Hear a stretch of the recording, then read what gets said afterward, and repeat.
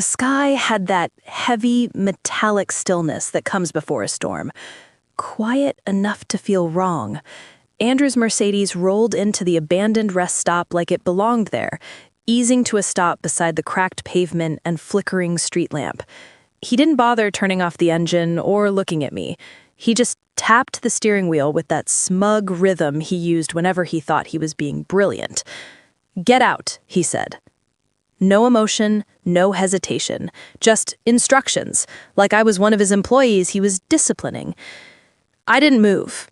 I simply reached toward my purse, tapping the screen on my phone to make sure the audio recorder was still running. 8 months of quiet documenting had taught me not to react too quickly. Andrew thrived on reactions. He finally glanced at me, irritation flashing across his face. "You heard me, Amanda. You need a lesson. Maybe a long walk will remind you how to stay in line." 37 miles. That's how far we were from home. He'd mentioned that number last week like a casual observation, but I'd memorized the tone, the way he said it with a hint of something sharp behind it. It wasn't casual. It was a preview. The rain hadn't started yet, but the clouds were wrinkled and dark, curling like bruises across the horizon. I opened the door slowly, letting the night air hit my skin. Cold, damp, intentionally uncomfortable, just what he wanted. "You're really doing this?" I asked quietly. Andrew didn't even blink. "You humiliated me today, calling my accountant behind my back, asking about missing money like you understand anything about finance?"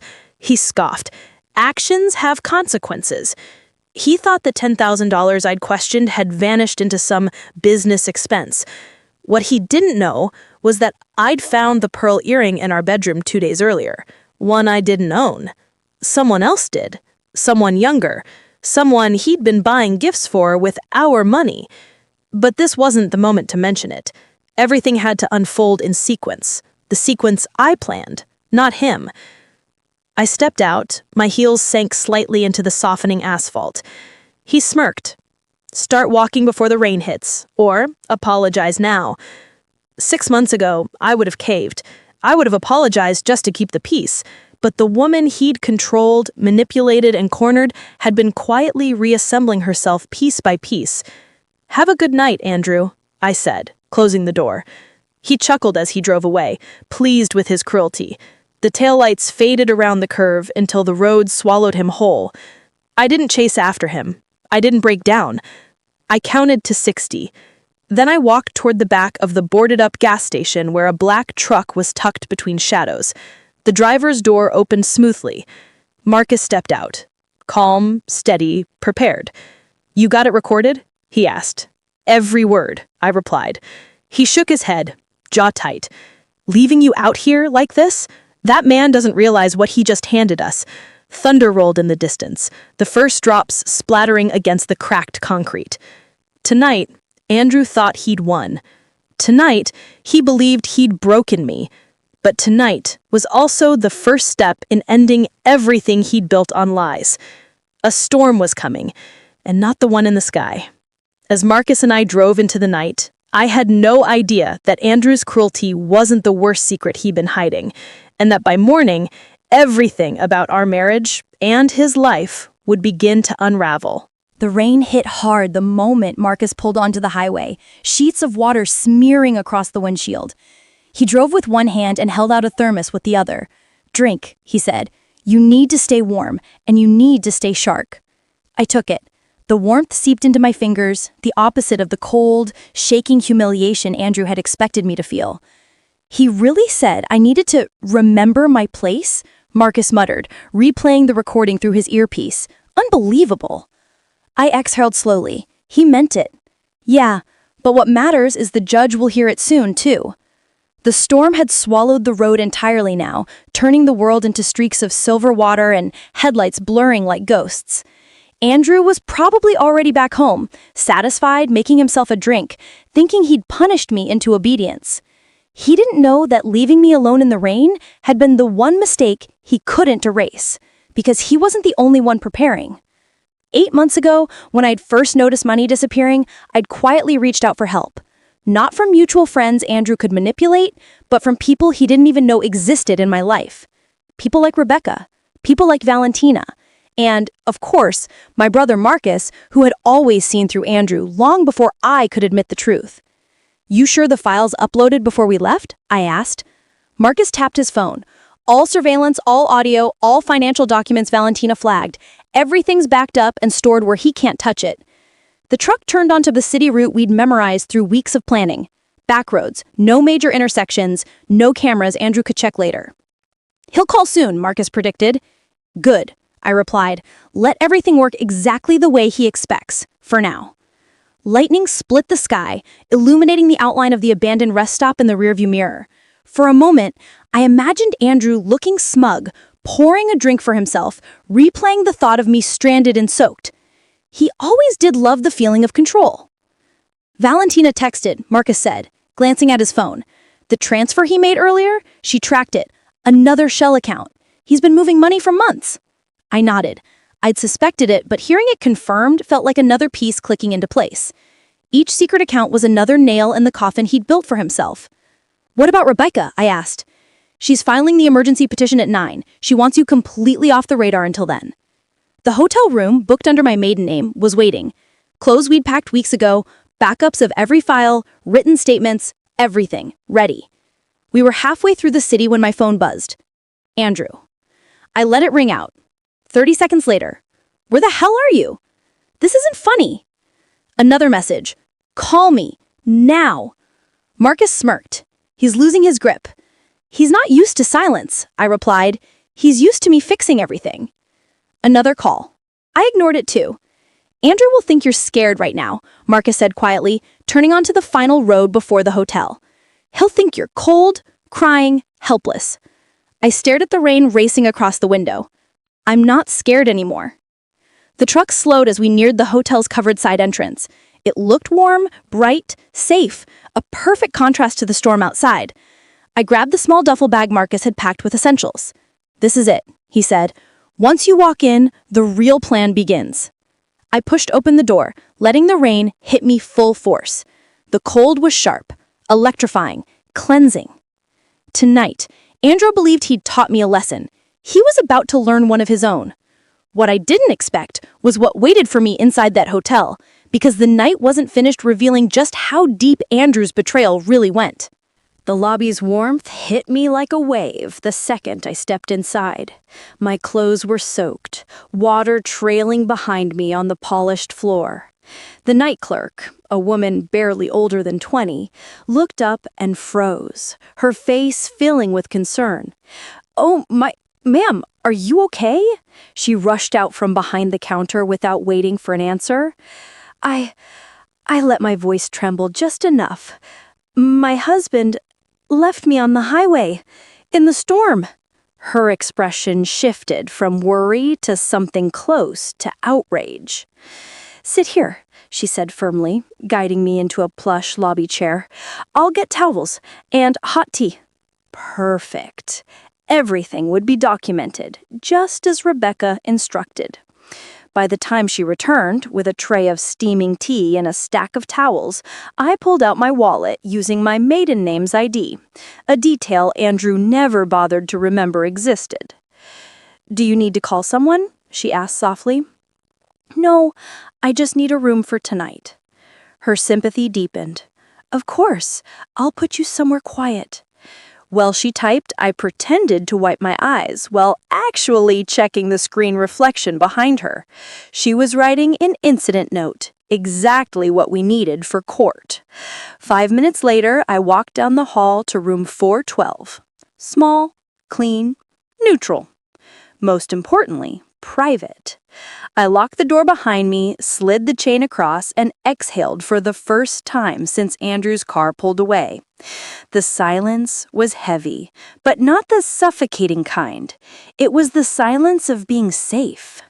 I peeled off the wet clothes and changed into the outfit Marcus had packed. Simple jeans, soft sweater, warm socks, all designed to make me look exhausted and shaken. The image would matter tomorrow. Then I sat at the small wooden desk and pulled out the second phone, the untraceable one. First thing, replay the recording. Andrew's cold voice filled the room again. You think you're clever? Going through my accounts? You're lucky I haven't cut you off already. My voice on the recording was steady. I asked a question, Andrew, that's all. You don't get to ask questions. You spend, I earn. That's how this works. Hearing it again should have hurt. Maybe months ago it would have. Now, it just confirmed I'd been right to start documenting. My phone buzzed again. Andrew. Voicemail. Perfect. His voice sounded annoyed, impatient. Amanda, enough! Call me, you made your point. 10 minutes later, another voicemail, this one sharper. You're doing this for attention. I'm not playing your games. I recorded every message on the second phone. Then the calls increased, faster, angrier, more frantic. He wasn't worried about me. He was worried about control. At midnight, a new number called. I let it ring twice before answering. Hello? I said quietly. Amanda? The voice was female, nervous. Nain? Of course. He's worried about you? She said, sounding uncertain, like even she didn't believe the words. I didn't reply. He said you two fought and you ran off? He wanted me to check on you. I almost laughed. Andrew sending his mistress to handle the wife he had abandoned. Perfect irony. I hung up. By 1 a.m., the calls became desperate, not emotional, calculating. He was testing whether I had gone to the police, testing whether I was staying silent, testing whether the situation was still contained. I let the storm answer him. The lightning outside cracked like a warning. The rain hammered the windows like fists. I spent years drowning quietly in Andrew's world. Tonight, the roles had finally reversed. But when morning came, the calls were the least of my surprises, because the real unraveling began the moment Valentina and Rebecca walked into my hotel room with the evidence that would change everything. Morning sunlight didn't feel warm. It felt like a spotlight. I hadn't slept much, but not because of fear. My mind was running too fast, weaving every piece of Andrew's behavior into a structure that finally made sense. At exactly noon, a knock sounded at the door. When I opened it, Rebecca strode in first, hair in a tight bun, tailored suit sharp enough to slice opinions in half. She always had that air of calm authority that made even loud rooms fall quiet. Behind her came Valentina, wheeling in 2 heavy suitcases filled with documents she'd spent the night sorting. She gave me a tired smile. "Hope you had a decent night," she said. "I had a productive one," I replied, handing over my phone with the recordings. Rebecca nodded approval. "Good. Every piece counts." Valentina unzipped the first suitcase, and the hotel's neat dining table disappeared under stacks of folders, spreadsheets, highlighted statements, and color-coded tabs. Her level of precision could intimidate a surgeon. "This," she said, tapping one binder, "is where things start getting interesting." The binder opened to a detailed chart of Andrew's transactions. Dates, amounts, hidden accounts. Some transfers were small, subtle, spaced out enough to look like routine business expenses. Others were much larger, spikes that aligned perfectly with the times Andrew had exploded at me over overspending. "I knew he was hiding money," I said softly. "I didn't know it was this much." Valentina pointed to a cluster of red flags. "He's been shifting funds for at least 2 years. Some of it is from your joint assets. But some," she hesitated, "Amanda, he's been moving client money too." My chest tightened. "Client money?" Rebecca stepped forward. "This is no longer just a marital issue. This is federal, and it's worse than we expected." Marcus entered then, laptop under his arm, face set with grim focus. "We need to show her," he said quietly. He connected his laptop to the hotel TV and pulled up home surveillance footage, the cameras we'd installed under the guise of security upgrades. Andrew never questioned them because they made him feel more powerful. Ironically, they were about to dismantle him. The first clip showed Andrew alone in his study late at night. He opened the safe, photographed documents, and resealed everything carefully, like a thief who knew exactly how to avoid suspicion. "These documents," Valentina said, selecting screenshots, "your grandmother's lake house deed, your personal investment portfolios, your mother's power of attorney forms." He was building duplicates, likely planning to replace originals. The second clip was harder to watch. Andrew wasn't alone. Nain sat on our couch in my robe, my favorite robe, the one Andrew claimed looked too old-fashioned on me, but apparently adored on her. They were laughing, drinking, comfortable. Then the sound. His voice. "She believes anything I say. A few more months and everything will be transferred. She'll be too confused to fight." Nain giggled. "And the prenup?" "She'll never challenge it. Amanda doesn't have the spine." I looked away, jaw tight. Heartbreak wasn't the emotion anymore. That had burned out months ago. What I felt now was crystallized clarity, an understanding of exactly who I'd married. "Want to see something worse?" Marcus asked. He pulled up an audio file. Andrew on the phone, pacing in the garage. "Your sister told me everything. The trust fund, your mother's condition, the property details. Once those are under my control, we're set." My breath froze. Jennifer? My sister?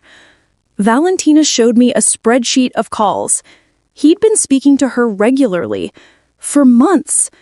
My stomach twisted. The betrayal wasn't just marital, it was woven into my own family. Rebecca placed a hand on my arm.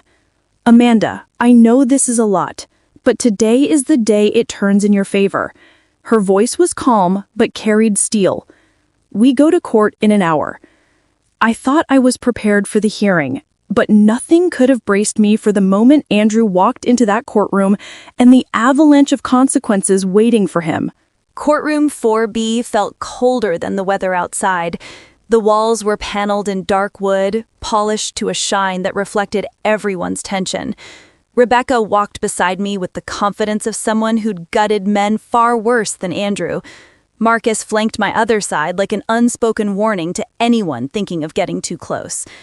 Andrew was already seated at the defendant's table when we entered. He looked unfamiliar. Not the flawless, cocky man who inspected his own reflection more than he inspected our marriage. His expensive suit was wrinkled, his tie crooked, and dark shadows bruised the skin beneath his eyes. He must have slept in his office. Or not slept at all. When he saw me, something ugly flashed in his expression, anger mixed with disbelief.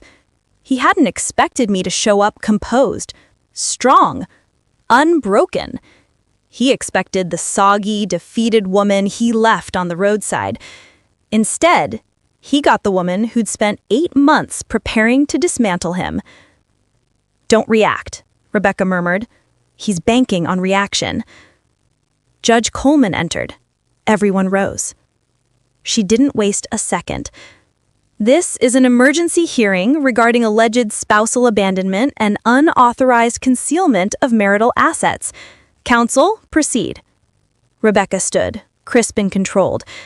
"Your Honor, last night at 8:47 p.m., Mr. Mitchell abandoned my client at a deserted rest stop during a severe storm, 37 miles from their home. We have a complete audio recording." She pressed play. Andrew's voice echoed through the courtroom like a damning confession. "You need a lesson, Amanda. Walking home might teach you some respect."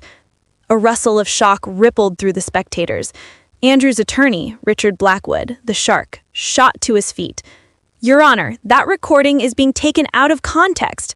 "Sit down," Judge Coleman said sharply. "The court will decide the context." Blackwood sank back into his seat. Rebecca continued. "Your Honor, we also have evidence of an affair being funded with marital money, gifts, vacations, and stolen property." That was the moment the courtroom doors opened and 2 federal agents walked in, followed by Tom Chin from the SEC. Andrew spun around, panic flickering across his face. "Your Honor," Tom said respectfully, "we apologize for the interruption, but we have a warrant for Mr. Mitchell's arrest on charges of wire fraud and embezzlement." Blackwood jumped up. "This is outrageous." "No," Judge Coleman said flatly. "Mr. Mitchell's behavior is outrageous." He turned to me then. Pure fury. Pure disbelief. "You did this," he hissed. But the judge wasn't finished. Effective immediately, all marital accounts are frozen. Mrs. Mitchell is granted temporary exclusive use of the marital home and a restraining order. Mr. Mitchell, you will remain in custody. His world collapsed in minutes, and it was only the beginning. As Andrew was led away in handcuffs, I thought the worst was over. But then the courtroom doors opened again, and the last person I expected walked in, ready to expose an even deeper betrayal. Andrew was still shouting over his shoulder as the federal agents tightened the cuffs around his wrists. "You set me up, Amanda. This is all you're doing." The judge banged her gavel. "Mr. Mitchell, unless you want additional charges, you will stop speaking." But Andrew wasn't listening. His carefully constructed persona, the polished businessman, the charming husband, was falling apart right there in front of the courtroom. Each crack revealed more of the man he truly was. He kept struggling until the agents forced him to sit while the judge finalized her orders. I thought the chaos was over. I was wrong. The courtroom doors burst open again, this time with a different kind of storm. Nain stumbled inside, hair disheveled, mascara smudged, wearing a designer dress that looked slept in. She scanned the room until her eyes locked on Andrew. "You lied to me," she screamed. Every head turned. Andrew froze, face draining of color. Judge Coleman sighed. "Miss, this is a courtroom." But Nain wasn't listening either. She marched forward, waving her phone wildly. "You told me you were divorced. You said your wife was stalking you, that she was unstable." She turned toward me, tears streaking down her cheeks. "He said you threatened him. He said he was scared of you." A murmur spread across the room like a ripple in a pond. Andrew shut his eyes, shoulders collapsing. Blackwood looked like he might faint. Tom Chin from the SEC quietly stepped forward, observing everything with sharp interest. "Miss," the judge tried again, "please calm down." But Nain wasn't finished. "He promised me we were moving to Costa Rica with the money he saved. He said all the accounts were his. He said he'd take care of me." Rebecca glanced at me, her expression saying exactly what I was thinking. "This is better than anything we could have planned." Tom approached her gently. "Miss Rodriguez, you said you have texts and recordings?" She nodded rapidly. "All of them, and emails and pictures. I didn't delete anything. I can show everything. I didn't know he was stealing." Andrew lunged forward in his restraints, panic bursting out of him. "Don't talk to them, Nain. You don't know what you're saying." The agents held him back. Judge Coleman looked at Nain. "Miss Rodriguez, the federal agents will take your statement. Your cooperation will be noted." Nain turned to me again, tears still falling. "I didn't know he hurt you. I swear. I thought you were the problem." Her voice cracked. "He told me I was the only woman who understood him." And just like that, she went with the federal agents, clutching her phone like a lifeline. Andrew's lawyer rubbed his temples. "Your Honor, given this new development, we request." "Request denied," Judge Coleman said immediately. "Mr. Mitchell will be remanded without bail." The agents pulled Andrew to his feet. He didn't fight this time. He was stunned, defeated, unraveling. As he passed me, he muttered one last desperate whisper. "You did this to me." I met his eyes evenly. "No, Andrew, You did this to yourself." The agents escorted him through the side door, and his figure disappeared into the hallway. The courtroom emptied slowly. Reporters rushed outside. Lawyers whispered. Papers shuffled. Rebecca leaned close. "You understand what just happened, right?" "Yes," I said quietly.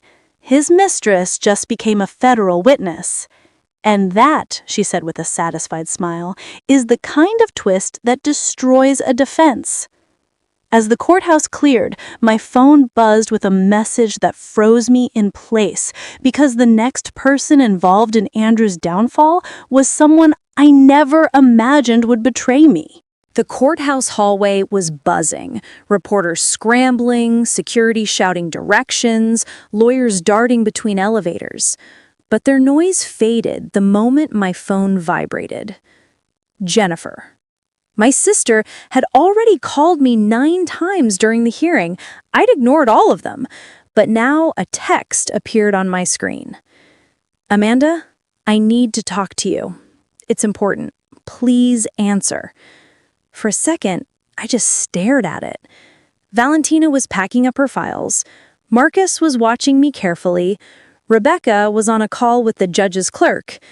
Marcus stepped closer. "You don't owe her anything," he said quietly. I swallowed. "Maybe not, but I need to know why." Because the phone records didn't lie. Jennifer had been in contact with Andrew for months. Consistent calls, long conversations, late nights. My sister, who I'd spent years protecting. I messaged back. 1 hour. Meet me in my hotel room. Come alone. When I returned to the hotel, I barely had time to sit before a shaky knock sounded on the door. I opened it. Jennifer stood there, hugging herself. Her mascara streaked from crying. She looked smaller than I remembered, like the guilt had eaten away at her edges. "Can I come in?" she whispered. I stepped aside. She walked to the center of the room, gripping a manila envelope like it was the only thing keeping her upright. "Before you hate me," she began, voice trembling, "I need you to hear everything." I folded my arms. "Then start." She swallowed hard. 13 months ago, Andrew found out about my gambling debt. I don't know how. I never told you because I was ashamed, but it was bad, Amanda. Really bad. I owed thousands to people who don't send polite reminders. "So you went to him?" I asked. "No, he came to me." She flinched. "He said he knew everything. My debt, my job, my apartment. And he said he wanted to help." My stomach twisted. That was exactly how Andrew worked. Find the weak spot, press until it hurt, then offer relief in exchange for obedience. Jennifer continued. "He paid off the debt, every penny, and he said he wasn't asking for anything in return. Just information about the family so he could support you better." I laughed bitterly. "Support me?" She winced. "I believed him, Amanda. I thought he loved you. I thought he wanted to take care of us." She opened the envelope and spilled out printed emails, call logs, and handwritten notes. "I printed everything last night. I couldn't sleep. Not after seeing him get arrested. Not after realizing what he'd done to you." I flipped through the emails. Andrew's tone was smooth, gentle, manipulative. He asked about my mom's health, my father's estate, my sister's finances, even my own childhood memories. "He told me," Jennifer whispered, voice breaking, "he told me you were overwhelmed, that you couldn't handle more stress, that he needed to take over family decisions for your sake. And you believed him." Tears streamed down her face. "I did. I'm so sorry. I didn't know he was stealing. I didn't know he was using me." "Until when?" I asked. She sank onto the edge of the bed. "Until he asked for Mom's signatures." My breath caught. "What signatures?" "He wanted her to sign property transfer forms, said it was to protect her assets, but Mom's lawyer happened to be there that day. He recognized them instantly as forged paperwork." Jennifer sobbed. "That's when I realized he wasn't helping you. He was planning to take everything." The room went silent. Finally, she whispered, "Amanda, is there any chance you can forgive me?" I didn't answer immediately, because forgiveness was a luxury, and we were still in the middle of a war. But before I could decide whether to forgive her, one phone call changed everything, revealing that Andrew's crimes went beyond our family and had already caught the attention of powerful people watching from the shadows. I hadn't answered Jennifer's question, not because I didn't want to, but because my phone lit up again with a name I wasn't expecting. David Brennan, Andrew's biggest client, a man who had trusted him with nearly his entire retirement portfolio. I answered, "Mr. Brennan?" He didn't waste time. "Amanda, I'm sorry to call you like this, but I need to speak with you immediately. It's serious." Jennifer straightened, eyes wide. "What's wrong?" I asked. David sighed heavily. "I've been reviewing old client files since the arrest. I needed to know how deep the damage goes. And what I've found, Amanda, it's bad. Andrew didn't just steal from the fund, he targeted specific clients who were vulnerable." My stomach dropped. "What do you mean, targeted?" "He went after elderly women, widows, people who trusted him because he played the part of the helpful financial advisor. He convinced them they needed him to manage their money, then siphoned it off piece by piece." I sank onto the desk chair. This wasn't just incompetence. This was predatory. "Exactly," David said. "One of the victims was Mrs. Eleanor Hartley. Do you remember her?" "Yes," I whispered. "She always brought Andrew those homemade cookies." "And he drained her accounts," he said quietly. "Over $800,000. I put a hand over my mouth, fighting nausea. David continued. "He made her believe she was forgetting things. He told her she was developing memory issues. He made her think she authorized the withdrawals. He gaslit her into silence." Jennifer clutched her chest. "That's evil." "Amanda," David said, voice firming, "I have recordings, meetings, notes. I was building a case long before this. I wanted to protect myself, but now I want to protect everyone he hurt. I'm sending everything to Rebecca." I nodded slowly, absorbing the weight of it. "Thank you," I said. "You're doing the right thing." After we hung up, I stared at the floor, piecing together everything like a puzzle that finally showed the full picture. Andrew didn't just betray me. He betrayed dozens of people. Women, elderly clients, families. He built his life by carving chunks out of other people's stability. Jennifer wiped her face. "Amanda, it gets worse." She reached into her pocket and pulled out another document. "This is from Dad's attorney. Mom didn't want you to know yet, not until she was sure, but there's a trust account." My head snapped up. "A trust?" "It's in your name," she said softly. "Dad set it up a year before he passed. $2 million. He never told you because he suspected someone like Andrew might try to control it." My breath hitched. "He protected me," I whispered. "Yes, and Mom's been guarding the documents ever since." I stared at the paper, as if touching it would burn me. Andrew had been hunting that trust, manipulating my sister, manipulating my mother, stealing from clients, building a way out of the country. And the worst part? He almost succeeded. A knock sounded on my door. Marcus stepped inside, face grim. "Amanda, you need to hear this." He handed me his phone. "A message from my mom's care facility. The FBI visited today. They said Andrew's name appears in an ongoing investigation, something much bigger than him. The room seemed to tilt. Bigger? I repeated. Marcus nodded. Amanda, Andrew wasn't working alone. A cold shiver ran down my spine. The man who left me in the rain might have been part of a network that hurt people far beyond our family.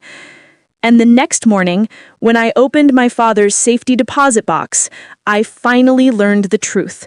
The secret he'd been protecting for years. The evidence Andrew never wanted me to find. The First National Bank on Hennepin wasn't flashy. Its stone exterior was weathered, its brass doors polished by decades of hands. It was the kind of place built for secrets. Not the kind Andrew liked, but the kind my father trusted. Jennifer stayed in the car while Marcus and I walked inside. My palms were sweaty around the tiny key Mom had pressed into my hand the day before. "She's been protecting that box for years," Marcus said quietly as we followed the bank manager down a long hallway. "Whatever's inside, your dad wanted you to find it at the right time. A time like now, apparently." The vault door opened with a mechanical groan. Inside, steel drawers lined the walls in rows. The manager, an older man with kind eyes, stopped in front of one, inserted his master key, and stepped aside. "This box hasn't been accessed in 5 years," he said. "Your father set it up shortly before he passed. He said you'd come for it one day." My breath caught. I inserted my key and pulled. The metal drawer slid out heavy, like it carried the weight of everything I didn't know. Inside was a stack of folders, envelopes, and documents.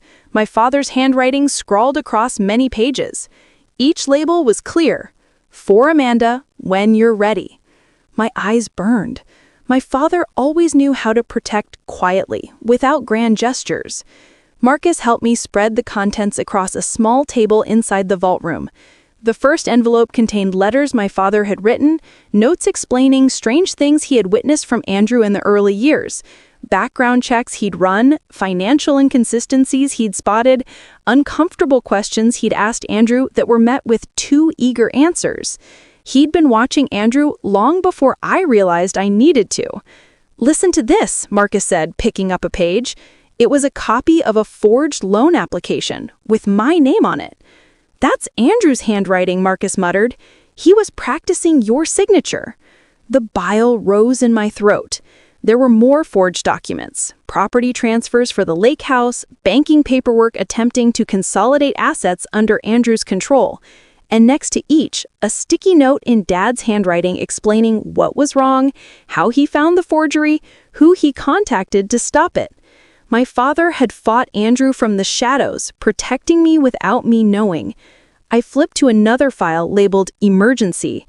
Inside were screenshots, emails, and correspondence between Andrew and someone named Douglas Stern, a divorce attorney known for helping wealthy husbands financially ruin their spouses during proceedings. Andrew had been preparing to divorce me for over a year, and he wasn't just planning to leave me with nothing. He'd been building a legal trap, slowly, methodically, cruelly. One email from Andrew to Stern read, "She's becoming more suspicious. Increase the gaslighting tactics. I need her unstable before we file." My blood ran cold. That explained everything. The misplaced jewelry, the forgotten conversations, the accusations that I was losing my memory. It wasn't confusion. It wasn't me. It was a strategy designed to break me. There were even more documents, copies of Andrew's shell companies, early evidence of stolen money, outlines of how he planned to disappear to Costa Rica. My father had discovered his intentions years ago, but died before he could tell me.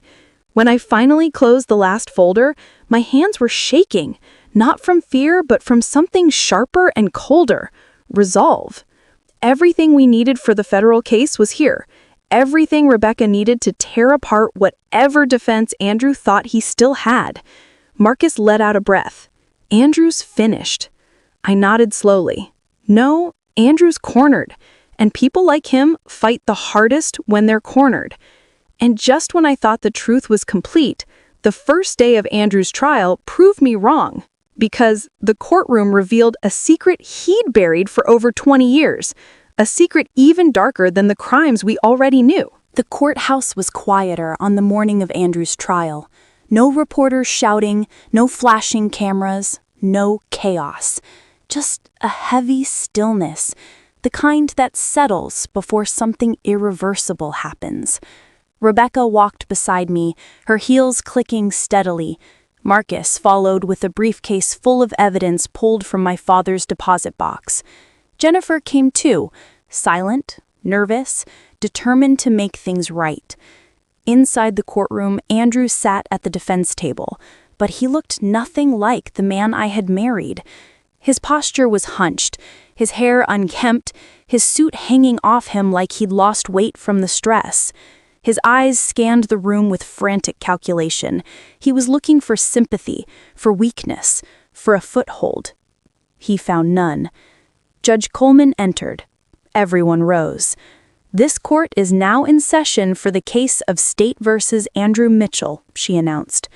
The prosecution began with the financial crimes: wire fraud, embezzlement, exploitation of vulnerable adults.